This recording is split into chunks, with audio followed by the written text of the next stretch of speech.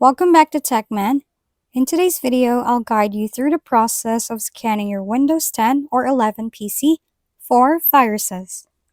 Click on the Start menu or the Windows icon located at the bottom of your screen. Type Windows Security in the search bar and press Enter.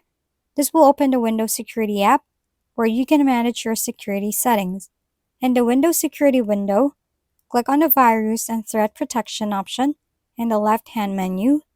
Here, you will find options for scanning your computer, viewing threats, and adjusting security settings. In the Virus and Threat Protection section, you will see a button labeled Quick Scan. Click on Quick Scan to start the scan.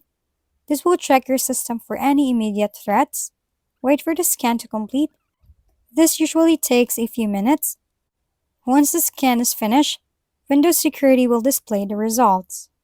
If we've been helpful, kindly give us a thumbs up and don't forget to hit the subscribe and bell button for more contents.